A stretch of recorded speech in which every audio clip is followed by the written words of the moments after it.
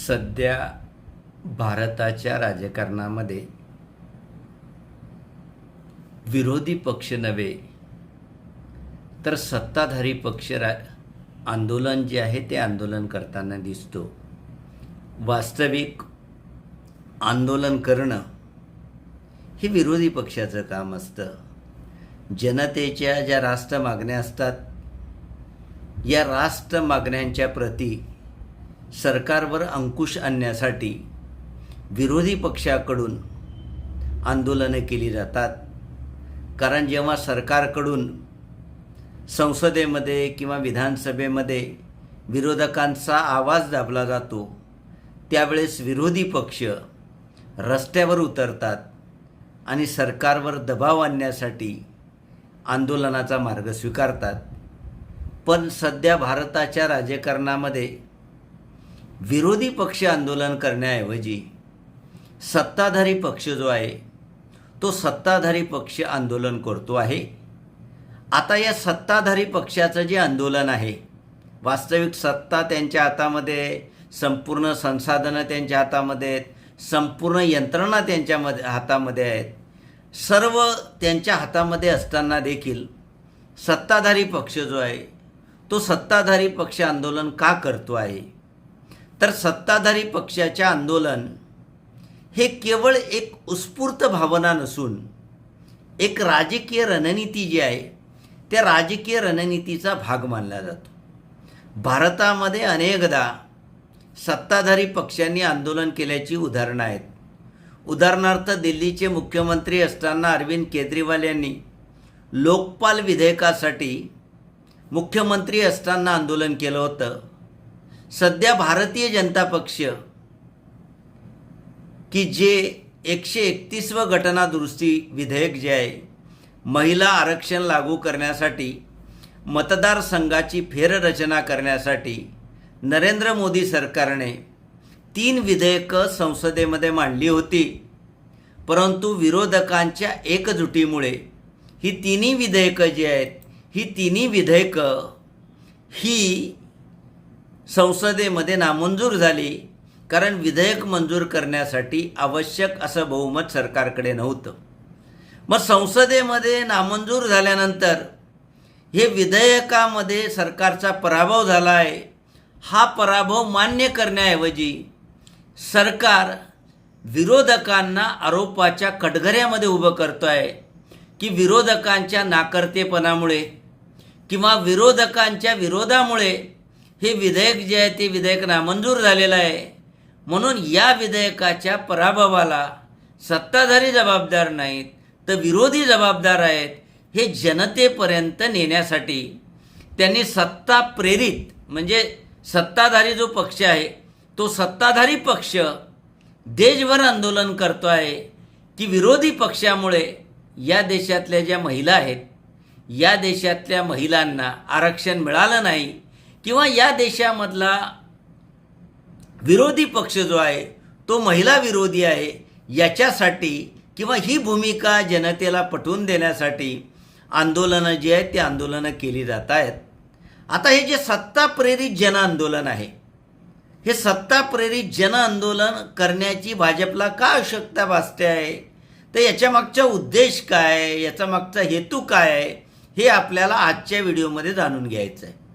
कारण सत्ता प्रेरित म्हणजे सत्ताधारी जो पक्ष असतो, हा सत्ताधारी पक्ष विशेषतः विरोधी पक्षांना दबावाखाली आणण्यासाठी किंवा सरकारची एखादी भूमिका जनतेला मान्य आहे पण विरोधकांना मान्य नाही हे दाखवण्यासाठी अशा प्रकारची आंदोलनं जी आहेत ती अशा प्रकारची आंदोलनं करत असतो.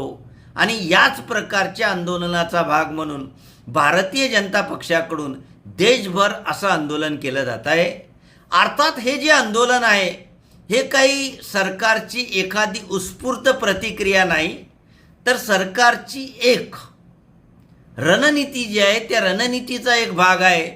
कारण सरकारला जेव्हा एखादा कायदा जबरदस्तीने करायचा असतो पण विरोधक तो करू देत नाही, त्यावेळी सरकार अशा आंदोलनाच्या माध्यमातून एक नरेटिव्ह सेट करतो की हा कायदा होणं लोकांची इच्छा आहे, पण विरोधक या कायद्यामध्ये अडथळे आणतायत.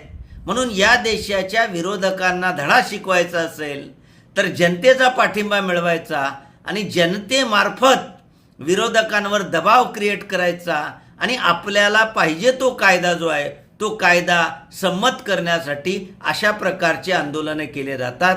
म्हणजे सरकारला 131वी घटना दुरुस्ती विधेयक कोणत्याही परिस्थितीमध्ये संमत करायचं आहे. विरोधकांची इच्छा असो नसो तरी संमत करायचं आहे. किंवा हे विधेयक जे नामंजूर झालं या नामंजुरीचं खापर विरोधकांवर फोडायचं आहे. याच्यासाठी हे आंदोलन जे आहे हे आंदोलन केलं जात आहे. आता हा जो सत्ताधारी हा जे आंदोलन करतो आहे या आंदोलनाचे उद्देश काय आहेत तर या आंदोलनाचे अनेक उद्देश आहेत. सर्वात पहिला उद्देश काय की सत्ताधारी पक्षाने स्वतःला बळी किंवा व्हिक्टिम म्हणून सादर केला आहे.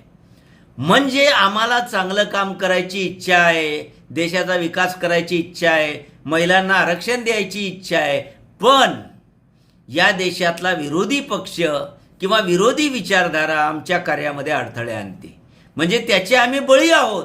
आम्हाला हे सर्व करायची गरज आहे पण विरोधी पक्ष हे करू देत नाही. म्हणून सत्ताधारी पक्ष जो आहे तो सत्ताधारी पक्ष अशा प्रकारच्या आंदोलनाच्या माध्यमातून स्वतःला व्हिक्टिम म्हणून बळी म्हणून सादर करत असतो.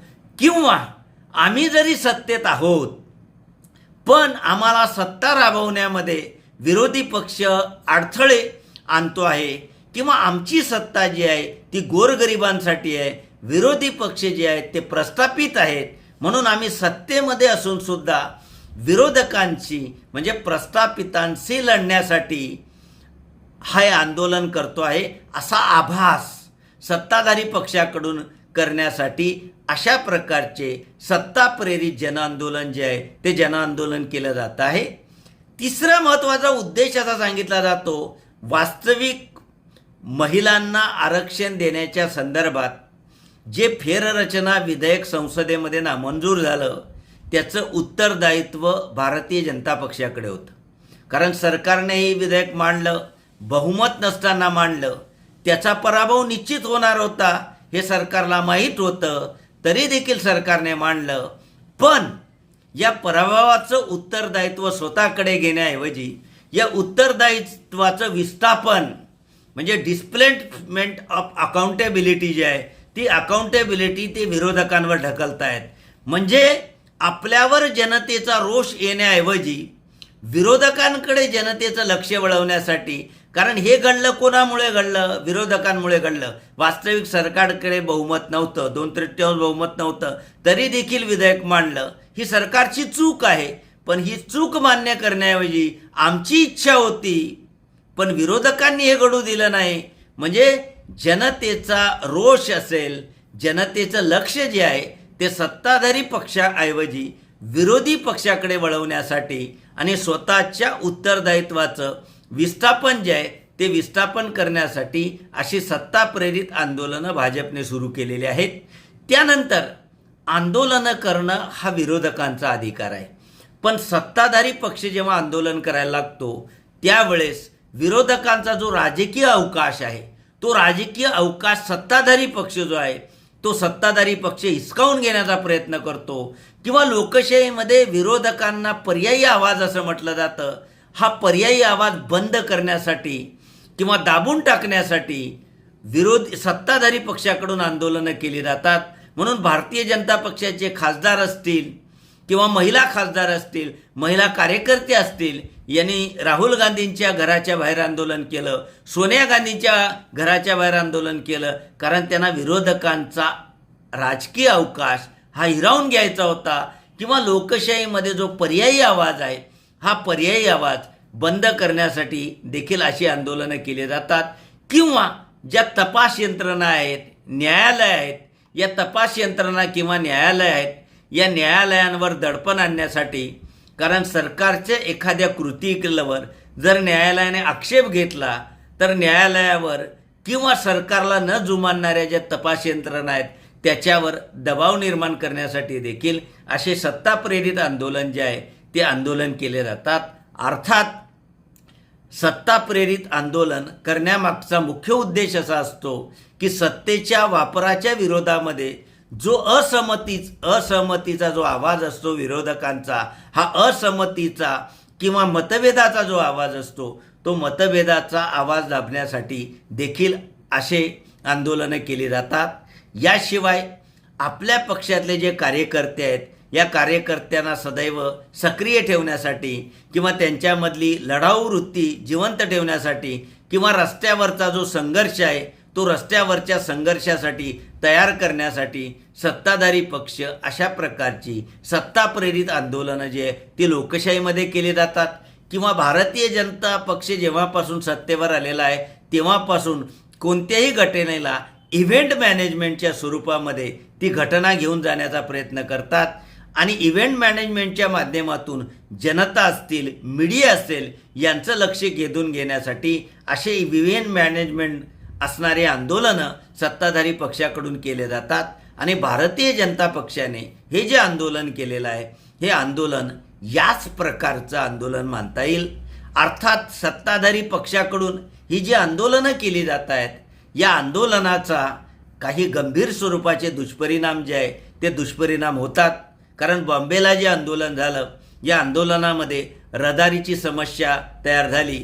एका महिलेने भारतीय जनता पक्षाच्या मंत्र्यासोबत अरेरावीची भाषा केली, कारण लोकांना वेगवेगळ्या प्रकारच्या त्रासाला सामोरं जावं लागत असे. कारण ज्यांच्याकडे कायदा सुव्यवस्था राखण्याची जबाबदारी आहे, समाजामध्ये सर्व व्यवस्था नीट ठेवण्याची जबाबदारी आहे, तेच लोक जर आंदोलन करायला लागले तर समाजामध्ये अव्यवस्था निर्माण होते, गोंधळ निर्माण होते. किंवा सत्ताधारी सत्ता असून देखील आंदोलन करत असेल तर हे एक प्रकारचं संस्थात्मक ऱ्हासाचं लक्षण आहे.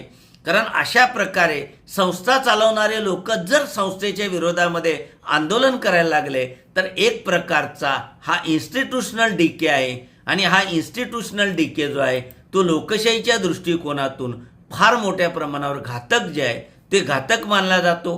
किंवा सत्ता प्रेरित आंदोलनाच्या माध्यमातून आम्ही विरुद्ध ते, म्हणजे सत्ताधारी विरुद्ध विरोधक, अशा प्रकारचा संघर्ष हा निर्माण होतो. आणि अशा प्रकारचा संघर्ष निर्माण होणे लोकशाहीमध्ये विचार विनिमय, सहिष्णुता, सामाजिक सलोखा जे आहे त्या सामाजिक सलोखाला तडा देणार आहे.